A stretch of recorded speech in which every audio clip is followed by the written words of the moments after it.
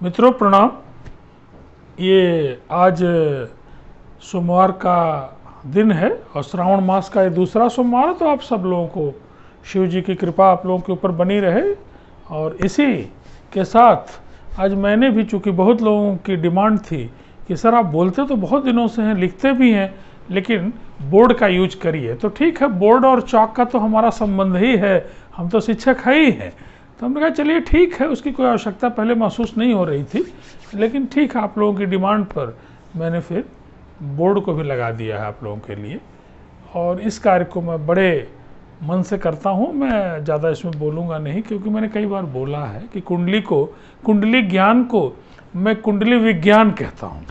बल्कि कुंडली विज्ञान से बढ़ के भी एक अलग तरह का विज्ञान है। इसे हम लोग बोलते हैं, अक्सर मैं बोलता रहता हूँ कि कुंडली इज ए मेगा साइंस। और तब कुंडली एनालिसिस की अपार संभावनाएं हैं, ये कहीं पर भी उसको रोका नहीं जा सकता है। रोज का प्रोसेस है। जितनी ज़्यादा कुंडलियों से मैं गुजरता हूँ, नई नई चीज़ें मुझे देखने को मिलती हैं। तो आज ठीक है, ये शुरुआत है। कुंडली एनालिसिस, आपकी जो कुंडली है वो तरह तरह की कुंडली है, चंद्र कुंडली है, नवमांस कुंडली है। और लेकिन आज जो मैं शुरुआत कर रहा हूँ वो आपकी लग्न कुंडली, ये आपकी लग्न कुंडली है। इस लग्न कुंडली की एनालिसिस कैसे करेंगे और उससे क्या आपको पता चलेगा, ये कई लेक्चर्स में इस चीज़ को मैं चलाता रहूँगा। लेकिन आज मैं इस लग्न कुंडली में जो लग्न है इसका क्या महत्व है, लग्न क्या आपको, आपकी पर्सनालिटी को, आपके बारे में क्या बताएगा, तो लग्न से आपके व्यक्तित्व को बताया जा सकता है। अगर आप किसी के बारे में मुझको केवल उसकी जन्म कुंडली दें, तो मैं उसकी लग्न को देख के बता सकता हूँ कि उसका व्यक्तित्व कैसा है। वो जल्दीबाजी वाला है या धीर गंभीर है या थिंकर है। बहुत सारी चीज़ों को प्रेडिक्शन किया जा सकता है, और वो प्रेडिक्शन काफ़ी हद तक सही होता रहा है, ये मेरा अनुभव बोलता है। क्योंकि इसमें अनुभव, प्रैक्टिकल अनुभव मैंने कई बार बताया है कि वेरी इंपॉर्टेंट है थियरी के साथ साथ। तो मैं तमाम कुंडलियों के साथ, कम से कम मुझे लगता है कि हज़ारों कुंडलियों के साथ मैं गुजरता हूँ। तो उसमें आप, आज का जो विषय है कि लग्न से, कुंडली में लग्न का क्या महत्व है, तो पहले तो आप जानें लग्न किसको कहेंगे। जो सबसे ऊपर इस तरह की कुंडली आपकी है, डेट प्लेस टाइम जो ही आप डालेंगे किसी भी सॉफ्टवेयर में, आपकी कुंडली आ जाएगी। उसमें लिखा रहेगा कि ये लग्न कुंडली है, चंद्र कुंडली है, ये नवमांस कुंडली है।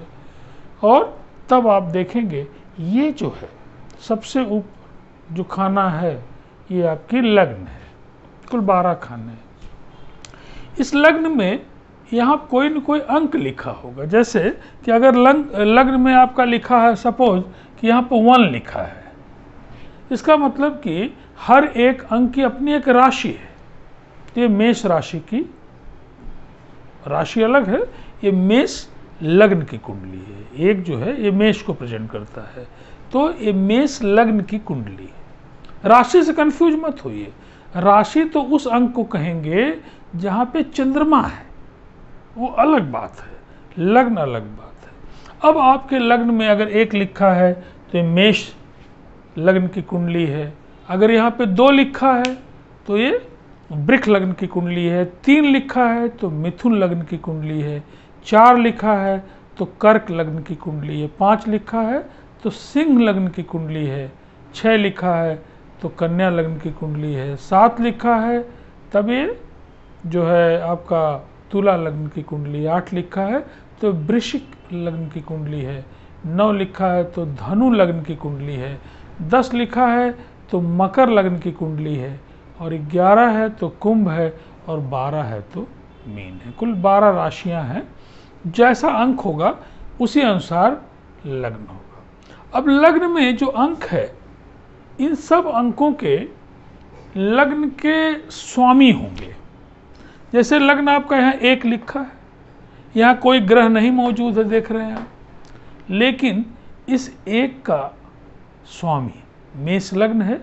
तो मेष का स्वामी कौन है, मालिक कौन है, मंगल। तो मेष का मालिक मंगल है। इसी तरह से वृक है, यहाँ 2 लिखा है तो उसका मालिक क्या है? शुक्र है।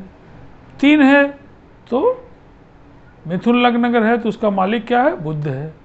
4 है तो कर्क है तो उसका मालिक क्या है? चंद्रमा। तो हर एक जो अंक लिखा है इनके स्वामी हैं। स्वामी आपको याद भी हो जाएगा करते करते, जानते जानते, कि मेष है तो उसका स्वामी मंगल है, और वृश्चिक है तो उसका स्वामी भी मंगल है, और वृक और तुला जो है इनके स्वामी कौन है? शुक्र हैं। और कर्क के स्वामी कौन है? चंद्रमा है। सिंह जो है वो उसके स्वामी कौन है? सूर्य है, ठीक है, सन है। और इस तरह से मीन है तो बृहस्पति है, धनु है तो क्या है? बृहस्पति है। तो चंद्रमा और अगर देखें सूर्य को छोड़ के बाकी 2 राशियों के स्वामी हैं, ठीक है। तो अब एक तो ये लग्न हमारी जो है ये कितनी मजबूत है, इट इज़ वेरी इंपॉर्टेंट। आपके पूरे व्यक्तित्व, आपके पूरे जीवन में आपकी जो पर्सनालिटी जिसको कहते हैं कि आप किसी को प्रभावित करते हैं, आपका काम मिनटों में हो जाता है, आप किसी से बात किए नहीं को सम्मोहित हो जाता है, आपका काम कर देता है। मैग्नेटिक पर्सनालिटी आपको हम लोग बोलते हैं कि भाई ये तो इनकी पर्सनालिटी चुंबकीय पर्सनालिटी है, जिससे मिलते हैं वो प्रभावित हो जाता है। ये किसी भी आदमी को प्रभावित करना, उससे काम करवाना, अपने जीवन की जो सरलता है, सुगमता है, वो तमाम ग्रहों में सबसे इम्पॉर्टेंट जो चीज़ है वो कौन है? लग्न है। लग्न जितनी मजबूत होगी आपका जीवन निश्चित रूप से उतना ही सरल और सुगम होगा, कठिनाइयाँ उतनी ही कम आएंगी। अब ये जो हमारे इसके जो स्वामी है कहाँ बैठे हैं, इट इज़ वेरी इंपॉर्टेंट। ये कहाँ बैठे हैं? ये अगर छठे भाव में बैठे हैं, ये पहला भाव कहलाता है, दूसरा, तीसरा, चौथा, 5वां, 6वां, 7वां, 8वां, 9वां, 10वां, 11वां। अगर ये छठे में बैठे हैं या 8वें में बैठे हैं या आपके 12वें में बैठे हैं, खराब घरों में बैठे हैं, इन्हें हम आगे चल के देखेंगे कि ये हमारा शत्रु का, रोग दोग का घर है, ये मृत्यु भाव है, ये खर्च भाव है। लग्न के स्वामी अगर इन जगहों पे बैठे हैं, मैं दावे के साथ कह सकता हूँ कि सुगमता में अंतर आएगा ही आएगा। बाकी चाहे जितने भी ग्रह कुछ भी करते रहें, लेकिन अगर इनके स्वामी खराब जगह बैठे हैं, घर का स्वामी अगर दारू अड्डे पर रोज जाता है तो घर को भोगना ही होगा, घर वालों को। वही हाल है कि लग्न के स्वामी is very important in this kundli. अगर ये अच्छी जगह बैठे हैं तो उसका एंजॉय होगा, उनकी पर्सनालिटी में मौज आएगा। जैसे कि उदाहरण से कि लग्न के स्वामी सपोज ये लाभ भाव में बैठे हैं, जीवन भर लाभ मिलता रहेगा। थोड़ा सा काम किए लाभ ज़्यादा मिल रहा है, कुछ भी किए लाभ ही लाभ हो रहा है। अगर ये हमारे लग्न के स्वामी 5th हाउस में हैं तो संतान सुख के द्वारा उनको आनंद आएगा। तो इस तरह से लग्न के स्वामी कौन हैं, इट इज़ वेरी इंपॉर्टेंट। दूसरी चीज़ कि लग्न के स्वामी की डिग्री कैसी है। लग्न मजबूत के ये number of factors are there. लग्न में जो ग्रह बैठा है उसकी डिग्री कितनी है, लग्न में का जो स्वामी है उसकी डिग्री कितनी है। लग्न खुद की आप चार्ट में देखेंगे तो लग्न की भी एक डिग्री होती है। अगर ये डिग्री में कैसे आप जान पाएंगे कि कब मजबूत है कब कमज़ोर है, तो आप जान लीजिए कि सारी डिग्री जो 30 डिग्री तक है, 30 अंश तक, और 0 से 5 अंश तक जो है बाल्यकाल है, बहुत बच्चा है, और 25 से 30 जो है वो बूढ़ा है, वृद्ध अवस्था है किसी भी ग्रह की, और बीच का जो पोर्शन है वो जो है इनसे अलग है। इसका मतलब कि करीब 10 से लेके और 20-21 तक का जो लग्न की डिग्री है, अगर 10-11 से शुरू होके और 20-21 तक जा रही है तो समझिए कि वो लग्न क्या है, एकदम तरुण है, युवा अवस्था है, बहुत ही पावरफुल है। और जितने भी आप काम देखते हैं सबसे ज़्यादा ऊर्जा किनके पास है, यही युवा लोगों के पास है। तो अगर आपकी लग्न की डिग्री और इनके जो स्वामी जिनको हम लग्नेश कहते हैं उनकी भी डिग्री अच्छी है तो व्यक्तित्व और पर्सनालिटी शानदार होगी। जहां आप खड़े होंगे मैग्नीफाइड होगा, पूरा माहौल मैग्नीफाइड होगा। और अगर दोनों की ही डिग्री एकदम पुअर है, अच्छे स्थान पे भी है तो भी कोई वो नहीं, अगर एकदम से पुअर है, 1 डिग्री 0 डिग्री के दोनों लोग हैं, तब आप जान लीजिए खोदा पहाड़ निकली चूहिया। कितना भी मेहनत करें आप, दिन भर चलें 2.5 कोस, कितनी भी आप मेहनत करके देख लीजिए, कुछ नहीं होने वाला है। कई बार लोग कहते हैं कि मेहनत का कोई सब्स्टिट्यूट नहीं, मैं भी मानता हूँ मेहनत का कोई सब्स्टिट्यूट नहीं है, लेकिन मेहनत किस दिशा में आप कर रहे हैं, कैसे योग बन रहे हैं। अब जैसे दीवार है, दीवार पर मैं दिन भर धक्का मारूं, थोड़ी भी नहीं खिसकेगी वो। हम साइंस के विद्यार्थी हैं, जानते हैं कि वर्क डन क्या होगा, 0 होगा। आप कहेंगे कि अरे हमने तो बहुत बल लगाया, दिन भर हम उसको ठेल ठेल के थक गए, गिर गए, गिर जाइए, सर फोड़ लीजिए, लेकिन अगर दीवार आपकी खिसकी नहीं है तो आपका अचीवमेंट क्या है, 0 है। ऐसे ही अगर आपकी लग्न कमजोर हो गई, सारा प्रयास चौपट हो जाएगा। अब सवाल है कि जो जन्म है वो तो कर्मों पे आधारित है, ऐसा मानते हैं, प्रारब्ध है आपका, कैसे कहाँ पैदा हो रहे हैं, लेकिन आप अपनी लग्न को अध्यात्म के द्वारा, पूजा पाठ के द्वारा, सबका एक महत्व है। ऐसा नहीं कि नास्तिक लोग बोल देते हैं अरे कुछ नहीं कुछ नहीं, ऐसा कहने से नहीं काम चलेगा। आध्यात्मिक जो शक्ति है ना, वो बहुत सारी समस्याओं पे विजय प्राप्त कराती है। और तब लग्न आपकी मजबूत करने के बहुत सारे उपाय हैं। जैसे सपोज कि यहाँ पे लग्न आपकी कमज़ोर है, आपको पता चल गया, बहुत सारे फैक्टर हैं कि कैसे कमज़ोर, हमारी लग्न कमज़ोर, ठीक है, लग्न के स्वामी हमारे जो हैं वो भी कमज़ोर हैं, तो फिर कैसे हम मजबूत करें। एक उदाहरण के लिए कि जैसे मान लीजिए इनके स्वामी सूर्य हैं और सूर्य देव अच्छी जगह पर नहीं बैठे हैं। मेरा ये अनुभव लोगों को बताने के बाद, ये मेरा खुद का अनुभव है कि सूर्य जल अगर आप रोज़ देते हैं, भोर में उठ के श्रद्धा के साथ, उस सूर्य जल में आप चावल और रोली मिला के देते हैं, ओम सूर्याय नमः, निश्चित आप देखिएगा 4-6 महीने के अंदर अंदर काया पलट जाएगी। जो आपका काम नहीं हो रहा है, बिल्कुल जो आपकी लाइमलाइट 0 है, आप कुछ भी कर रहे हैं, कोई नाम नहीं, कोई गाम नहीं, कुछ नहीं आपका आ रहा, आप देखिएगा कि फिर नाम ही नाम होने लग जाएगा। एक कहावत है ना कि अगर स्थितियां साथ दे रही हैं, ग्रह साथ दे रहे हैं, तो आपका हर काम जो है वो अप्रिशिएट होगा, राजा की नज़र में आएगा, बड़े लोगों की नज़र में आएगा। अदरवाइज आप काम कर रहे हैं, कोई देख ही नहीं रहा है। तो इस लग्न को, मेरा कहना है कि लग्न को मजबूत करना है आपको। अगर इस यहाँ पे मान लीजिए कि कोई ग्रह बैठा है, तो हर एक ग्रह उच्च का है, नीच राशि का है। तो किसी लेक्चर में डिटेल देखेंगे। यहाँ एक एग्जाम्पल के लिए कि मान लीजिए मंगल है, तो मंगल की 2 राशियां हैं कि मंगल अगर 4 लिखा है और मंगल कर्क राशि का है, यहाँ 4 लिखा है और यहाँ मंगल भी लिखा है, तो मंगल किस राशि का हुआ, कर्क राशि का हुआ। हर एक अंक की राशि में अभी बताया ही हूँ।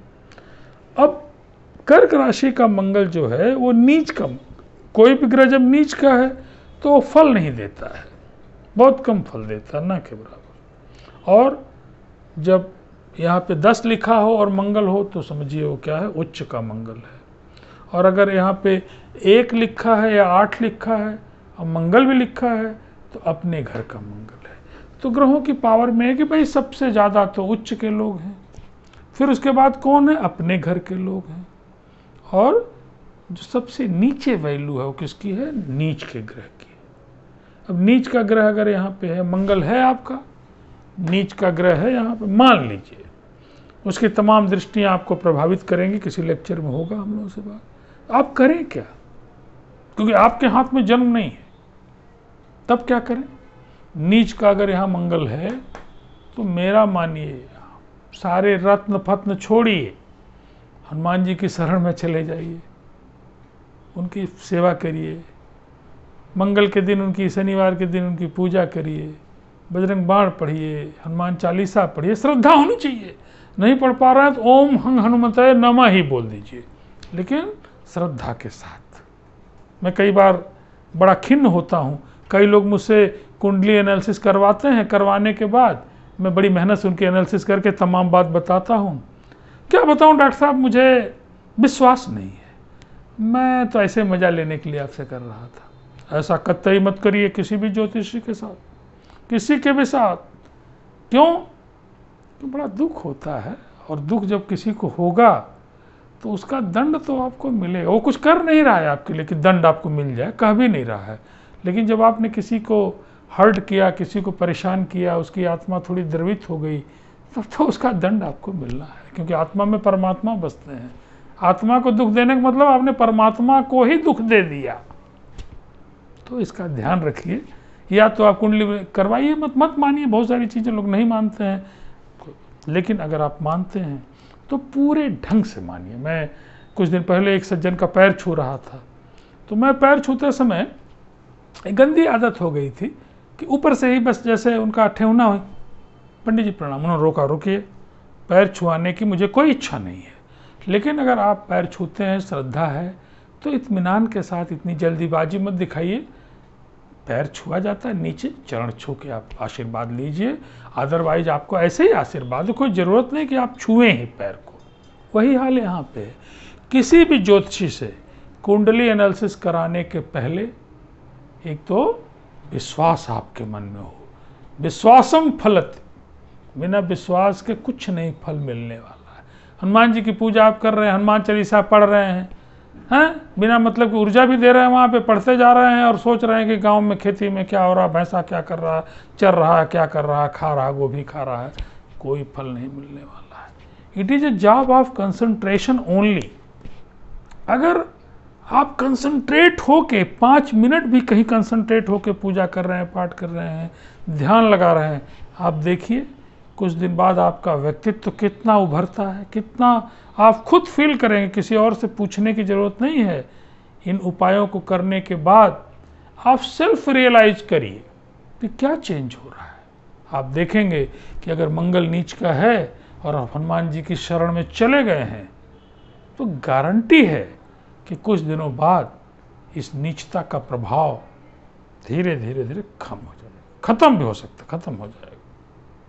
तो उसी प्रकार से ये लग्न हमारी जितनी मजबूत होगी, स्मूथनेस उतनी ज़्यादा जिंदगी में होगी, और हमें लग्न को मजबूत करने की आवश्यकता है। अगर पहले से ही मजबूत है तब तो सोने में सुहागा है, तब फिर क्या, तब तो आप कुछ भी और करेंगे तो और अच्छा होगा। लेकिन अगर वो कमज़ोर है, कमज़ोर कैसे पता चलेगा? ये नंबर ऑफ फैक्टर्स जो मैं अलग अलग दिन में आपको बताऊंगा कि आपकी यहाँ पे लग्न में कौन है, कौन सी राशि है, उनका स्वामी कौन है, वहाँ कौन ग्रह बैठा है, एक ग्रह है या एक से अधिक ग्रह हैं, इन सारी चीज़ों से यहाँ और यहाँ दोनों तरफ पाप कर्तरी योग तो नहीं है। यहाँ दोनों जगह अगर आपके पास क्रूर ग्रह है तो पाप कर्तरी योग ये लग्न को कमज़ोर करते हैं। दोनों जगह अच्छे ग्रह हैं कि नहीं ग्रह हैं। फिर हमारी लग्न को भिन्न भिन्न ग्रह जो कुंडली में बैठे हैं, अलग अलग दृष्टियों से जितने ज़्यादा पावरफुल लोग देखेंगे, उतनी लग्न क्या होगी, हमारी मजबूत होगी। हमारे व्यक्तित्व में इसको कहते हैं साथ का असर, कि अगर आपके सर्किल में, सराउंडिंग में सारे अच्छे लोग हैं तो आपका व्यक्तित्व दिन पर दिन क्या होगा, चमकेगा, स्मूथनेस बढ़ेगी। अगर आपके अगल बगल सारे दुष्ट लोगों का जमावड़ा है तो क्या धीरे धीरे आपकी पर्सनालिटी कम होगी। लग्न बताता क्या है? लग्न पूरी पर्सनालिटी का लेखा जोखा देता है, व्यक्तित्व का। आपका व्यक्तित्व अगर अच्छा करना है आपको, तो आप अपनी लग्न को क्या करें, मजबूत करें। अगर आपको समझने में दिक्कत आ रही है, इस मेल पर क्वेश्चन पूछ सकते हैं। कुछ भी नंबर भी हमारा है, मैं अपना मोबाइल नंबर भी आपको लिख दे रहा हूँ, आप जब चाहें मुझसे आप पूछ सकते हैं। ये मेरा मोबाइल नंबर है 94120122 9412012236 ये नंबर है। ये मोबाइल हमेशा हमारे साथ रहता है, खुला रहता है। बस ये है कि मैं चूँकि एक शिक्षक हूँ, प्रोफेसर हूँ, तो इसका ध्यान रखिए कि जब तक कोई बड़ी इमरजेंसी न हो तब तक यही व्हाट्सएप नंबर भी उस पर लिख दीजिए कि मैं आपसे बात करना चाहता हूँ। और पहले से अगर सूचना दिए रहेंगी, इन जनरल भी अगर किसी से आपको बात करनी है तो पहले लिख दीजिए। लिख देंगे तो देखेंगे कि उसका मन आपसे बात करने का हो जाएगा। जब वो लिख दे यस, तब आप बात करिए, देखिए कितना प्लीज़र आपका काम हो जाएगा। तो आप पहले सूचना दे दीजिए, उसके बाद अपने कुंडली में डेट प्लेस टाइम केवल दे दीजिए। मैं उसकी कुंडली निकाल के आपको विश्लेषण करके जो भी उचित सलाह होगी मेरे अनुभव के द्वारा वो मैं आपको दूंगा। आपको मानना नहीं मानना ये आपके ऊपर है, लेकिन मेरा जो काम होगा वो मैं कर दूंगा निश्चित रूप से। और चलिए, डे टू डे मेरी वीडियो आती रहेंगी, उसका एंजॉय करिए। और बहुत बहुत सभी लोगों को नमस्कार है, प्रणाम है। ओके।